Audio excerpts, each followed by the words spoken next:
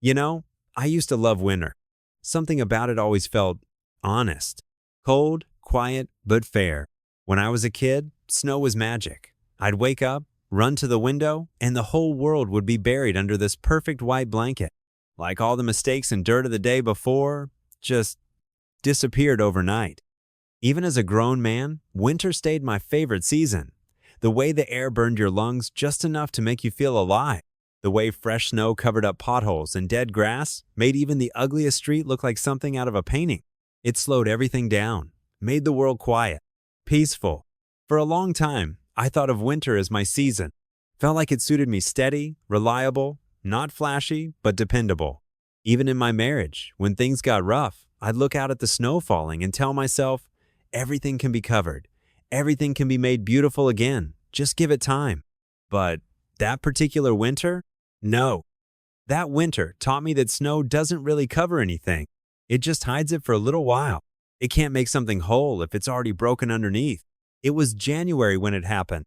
I remember driving home late from work one night, exhausted, radio low, wipers beating back the slush, and thinking how lucky I was to have what I had waiting for me at home.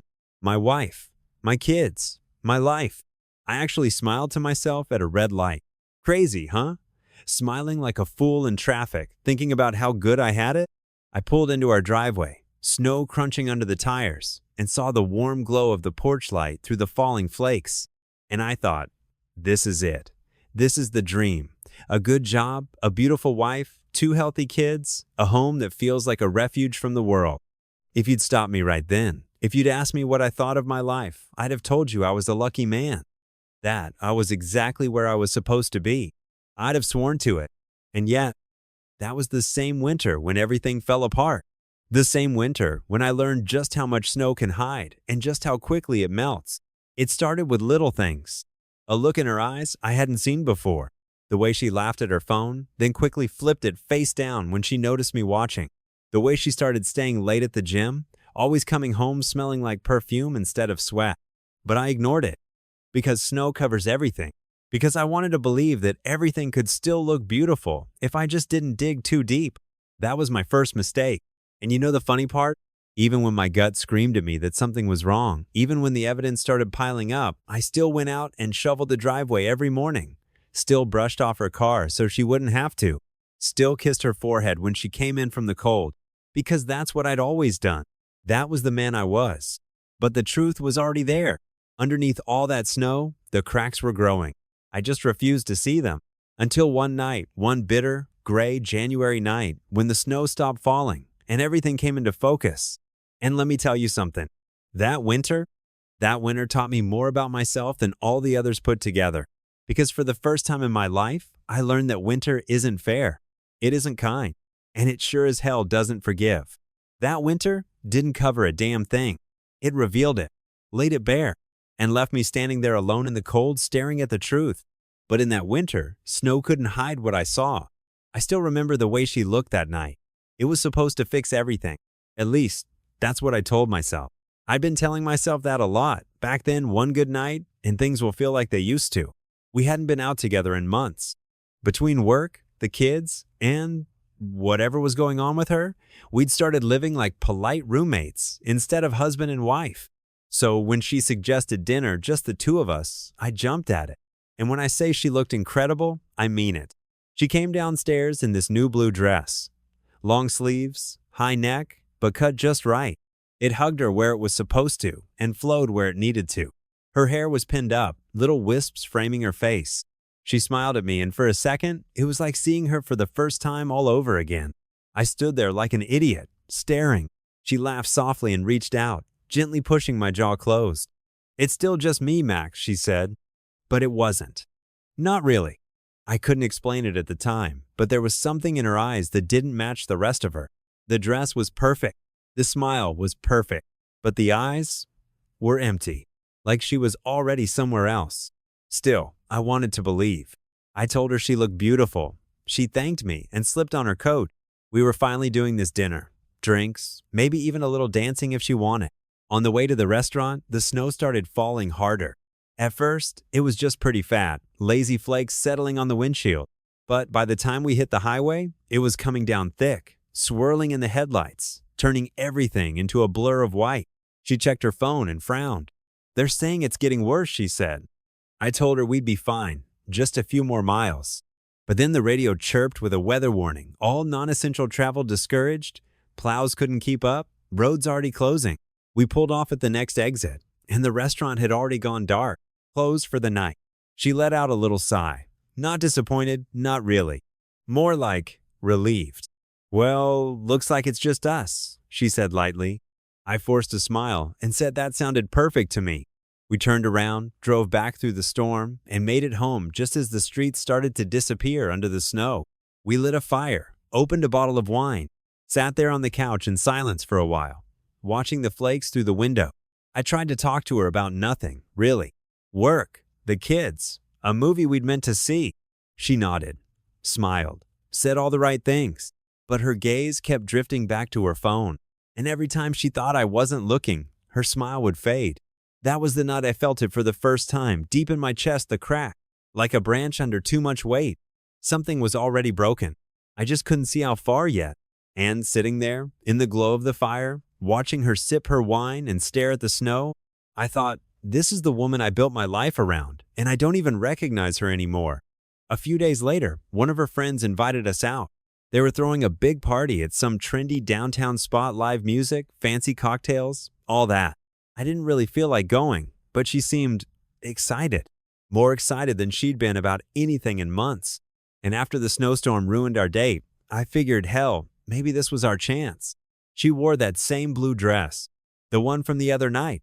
Only this time, her smile felt different. Not forced, not polite, genuine. And not because of me. The place was packed, loud, a band playing on stage. Everyone was already half drunk and having a great time. I hung back at our table, nursing my drink, watching her glide through the crowd like she owned the room. People stopped her to chat, compliment her, touch her arm. She lit up under their attention. That's when he walked in. I didn't notice him at first, just felt the shift in the room. Heads turning, whispers starting. Then I saw him. Dennis Corinth. Even I knew who he was. Singer-songwriter, Grammy nominations, the kind of guy who sold out arenas without breaking a sweat. Tall, lean, perfectly unbothered. Like the whole damn world was his living room. He was magnetic, no denying it. Men wanted to be him. Women wanted, well, you know. He made his way toward the bar, and people practically cleared a path for him. Everyone wanted a word, a photo, a piece of him. I told myself it was no big deal. Just another famous guy passing through. But then he noticed her. I saw it happen. His eyes landed on her, and his smile sharpened, like a predator who just spotted what he came for. And she smiled back. Not the polite, empty smile she gave me.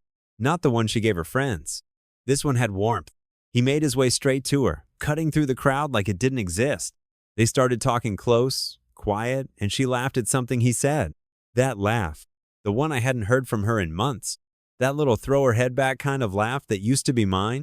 I just sat there, watching, feeling my jaw tighten, feeling my hands clench under the table.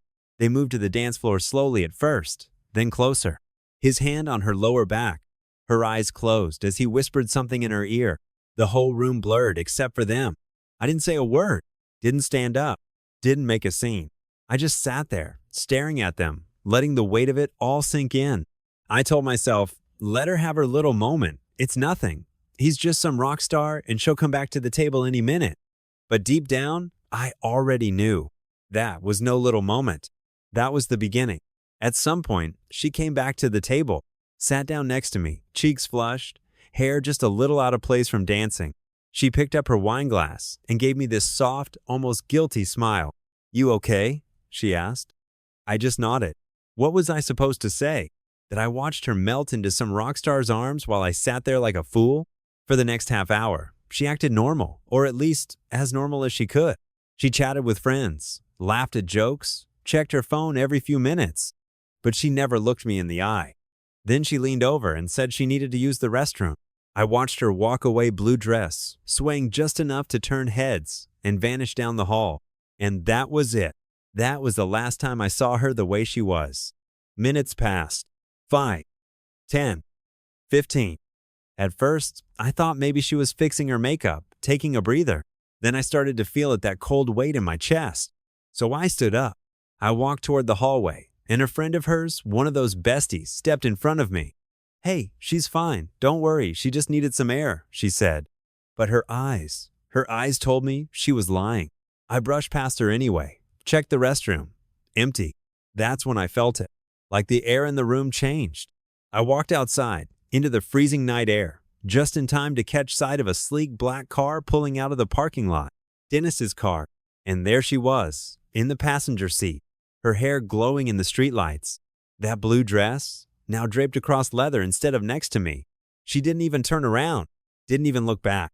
I just stood there, hands shoved in my pockets, watching the taillights fade into the snow. For a second, I couldn't move, couldn't even feel the cold. All I could think was, that's it, just like that. The woman I built my life around, gone, not mine anymore, somebody else's now. And the strangest part? It wasn't loud. There were no fireworks, no screaming, just this quiet snap deep inside me, like a bone breaking clean. And right there, on that sidewalk, I understood something I'd never wanted to believe. In a single night, the woman I thought was mine became a stranger. I didn't go home that night. I couldn't. I sat in my car for a while, engine idling, snow piling up on the windshield, just staring at nothing.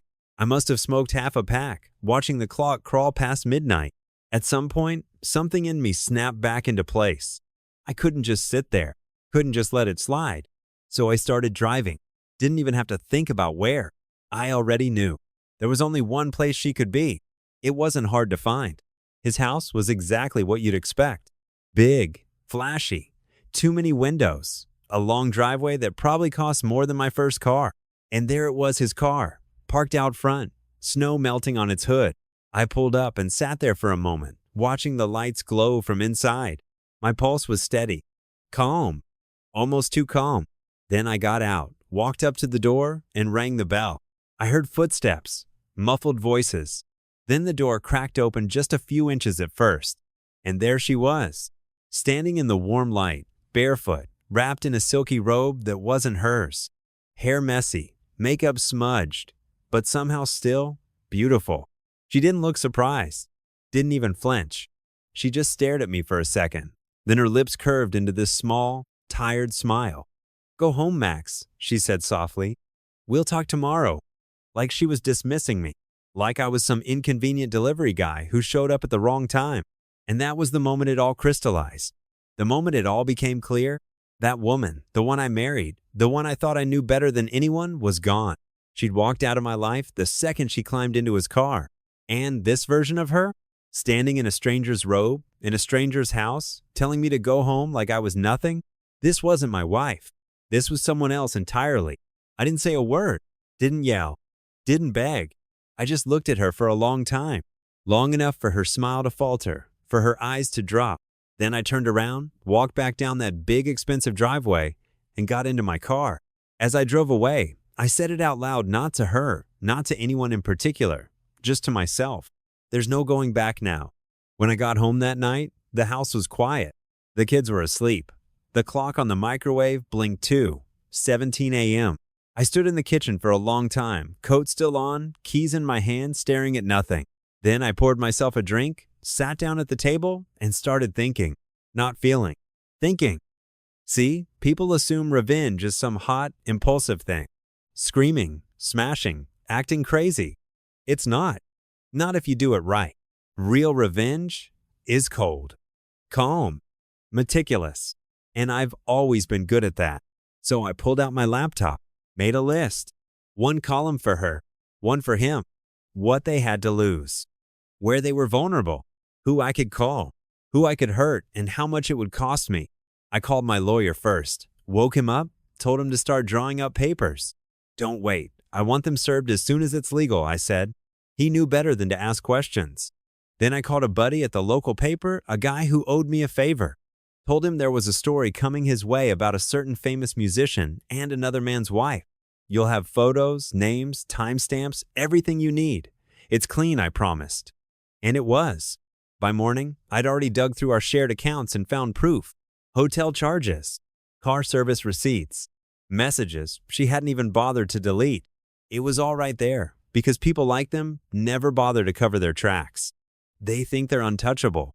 I even called a private investigator just to make sure I hadn't missed anything. Get me everything. I want dates, places, witnesses. I don't care what it costs. By sunrise, I had a folder sitting on the table. Names, documents, pictures. It was beautiful, in a way, like assembling a puzzle and finally seeing the whole picture. I sat back, took a sip of cold coffee, and allowed myself the smallest smile. If I'm going to destroy them, I said out loud, I might as well do it right, beautifully, completely, forever. It didn't take long to put my plan in motion. 2 nights later, after the kids were asleep, I slipped out of the house. No drama, no noise, just me, a bag of tools in the trunk and a calm in my chest that surprised even me. I parked a block away from his place. Same big house, same smug glow in the windows. And there it was, that beautiful, overpriced car sitting in the driveway like a trophy. Glossy, black, spotless, even in the slush. I stood there for a moment, hands in my pockets, just admiring it. Then I got to work. 4 tires, one at a time. The hiss of air escaping was almost musical in the quiet. Quick, clean, then the driver's side window. One swing of the wrench, and it shattered like sugar glass. The sound of the alarm howling in the night, perfect. But here's the thing. I wasn't sloppy. I slid a check under the wiper, $500 more than enough to cover the damage. Signed it, dated it, didn't even bother hiding my name. Then, with my gloves still on, I pulled out my phone and called the police. Yeah, I think someone's vandalizing a car on Ridgeview Drive. Black luxury coupe. Looks serious. You might want to hurry. Gave them the address. Hung up. By the time I got back to my car, I could already hear sirens in the distance. I didn't even bother to watch. On the way home, I stopped at a gas station, bought a paper and a cup of coffee, and flipped through the front page. Tomorrow, his name would be on it, right next to hers. My friend at the paper had already confirmed it was going to print that night. The headline would be something like, Married Local Woman and Music Icon in Scandal, complete with pictures, dates, quotes from sources close to the family. And by morning, everyone would know. Everyone. I pulled into my driveway just as the first snow started to fall again. Sat there for a second, watching it settle on the windshield. And I couldn't help it. I smiled. A real smile. Revenge, I murmured to myself, stepping out into the cold. Is a dish best served cold. But damn, it's delicious. The day of the hearing felt like a performance. Not mine, theirs. I'd been in that courthouse before, for boring things, paying a traffic ticket, notarizing something. But that morning, when I walked through the metal detectors with my lawyer by my side and a folder full of evidence under my arm, it felt like walking onto a stage. And I was ready. The lobby was already crowded. Reporters loitered by the doors, murmuring, clutching notepads and cameras. I could feel their eyes on me as I signed in and took my seat outside the courtroom. When the door finally opened and the bailiff called my name, I stood up, straightened my jacket, and walked inside like I owned the place. The room smelled of wood polish and quiet desperation. Dark paneled walls, flags, a stern judge sitting up high, flipping through papers without looking at anyone. At the defendant's table, there they were. Her and him. Emma sat stiffly in her chair, hair pulled back too tight, makeup just a little too perfect like she thought she could paint over everything. Dennis slouched next to her in some ridiculous tailored jacket and sunglasses. Inside, in court, still playing the rock star. I didn't even look at them as I took my seat. Didn't need to. The judge glanced up. All right, Mr. Mason, you're here regarding a petition for divorce and accompanying civil claims against... He peered at the paperwork. Mrs. Mason and Mr. Corrin, is that correct? Yes, Your Honor, I said. My voice was steady. He nodded. Proceed. My lawyer stood and began laying it all out, methodical, calm, merciless. Dates, photos, witness statements, copies of text messages, bank statements, hotel receipts, all of it. I watched Emma shrink in her chair with every piece of evidence. Watched Denise sit up straighter, jaw tightening, finally realizing this wasn't going to be the usual celebrity slap on the wrist. When it was my turn to speak, I stood, opened my folder, and read my statement into the record. It wasn't angry. It wasn't loud. It was just the truth. Every ugly, undeniable detail. The reporter scribbled furiously. Cameras clicked. One of them even whispered, "Wow," under his breath when I finished. Then their side got up, and that's when the real show started. Emma's lawyer tried to spin it. Said the marriage was already broken, that I'd been emotionally unavailable, that she'd simply sought comfort. I almost laughed out loud. Then Dennis, he actually stood up, took off his damn sunglasses like that, was going to make him look sincere, and said he had no idea. Emma was married, that it was an unfortunate misunderstanding. Even the judge raised an eyebrow at that. "Mr. Corrin," he said dryly, "are you suggesting the photographs of you at her home, the messages explicitly mentioning her husband, and the sworn testimony from her friends are, what, fabricated?" Dennis swallowed, shook his head. "No, Your Honor," he muttered. The judge leaned back in his chair, tapping a pen against the bench. "I've seen enough," he finally said. He looked at Emma first. "Mrs. Mason, your conduct has been, frankly, appalling. Whatever issues existed in your marriage, this is not how one resolves them. You have humiliated your husband, your children, and yourself." Then he turned to Dennis. "And you, Mr. Corrin, you seem to believe your fame puts you above consequences. It does not." He signed the papers in front of him with a sharp flick of the pen. "The court finds in favor of Mr. Mason, full custody of the children, division of assets as petitioned, and as for the defamation and damages, Mr. Corrin, you are ordered to pay the full amount requested." He paused, looked over his glasses. "And consider this my personal advice. Stay out of married women's homes." A few reporters actually chuckled at that. Dennis turned bright red. I didn't smile. Not yet. The judge banged his gavel. Court adjourned. I stood, gathered my papers, and finally allowed myself to glance at them. Emma wouldn't even meet my eyes. Dennis stared at the floor like a scolded child. As I walked out, cameras flashed. Questions flew at me. "Mr. Mason, how do you feel? Do you have any comment? Do you think Mr. Corrin's career is over?" I stopped at the top of the courthouse steps, turned to face them, and finally, I smiled. Not forced, not polite. Real. "Revenge," I said calmly, loud enough for everyone to hear, "is a dish best served cold, but damn, it tastes good." And with that, I buttoned my coat, slipped on my gloves, and walked away through the falling snow, leaving them both to choke on the wreckage. The funny thing about revenge is, it's not loud. It's quiet. It's subtle. It's sitting back with your coffee and watching the walls close in on the people who thought you'd never dare touch them. After the hearing, the world started moving fast for them, not me. I went back to work, took care of my kids, slept better than I had in months. And every morning, with that first sip of coffee, I opened the news and smiled. Because Denny Corrin? Oh, he was unraveling beautifully. The headlines came one after another. Music icon scandal deepens tour canceled amid lawsuit. Luxury brand drops Corrin as ambassador. Allegations of pattern behavior emerge against star. He put out some half-baked apology video, you know the kind. Sitting in his kitchen, wearing a hoodie, calling it all a misunderstanding, but it was too late. Sponsors pulled out. His management dropped him.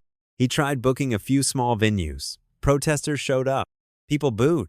He'd show up on the cover of magazines, but not the way he used to. Not cool anymore. Now, he was just pathetic. A cautionary tale. And every time someone mentioned his name at the office or in a bar, I just raised an eyebrow and said, he earned it. Because he did. As for Emma, she didn't fare much better. The divorce was finalized before the ink even dried. She left the house with a single suitcase and a cardboard box of clothes she didn't even bother folding. I watched her load the trunk of her friend's car that morning. No fight, no begging, just silence. She stood there for a second, looking at me over the roof of the car, waiting, I guess. For what? A speech? A last-minute plea to stay? I just nodded once and walked back inside. A few weeks later, word got around she was living in a one-bedroom apartment across town, working some retail job, trying to look proud while everyone whispered behind her back. I even heard her own parents stop taking her calls for a while. And you know what? I didn't feel angry anymore. Didn't even feel sorry for her. I just felt satisfied. Because people like them, people who think the world owes them, whatever they reach for, they don't believe in consequences. Until you put those consequences right in front of them. and watching them choke on their own choices, that was better than any shouting match, better than any punch I could have thrown. I remember sitting in my chair one night, feet up, glass of bourbon in my hand, thinking, I'm not even angry anymore. Not bitter, just satisfied. Completely. Everything they got, they earned it. Every last bit. And you know what? I'm not cruel. I'm just fair.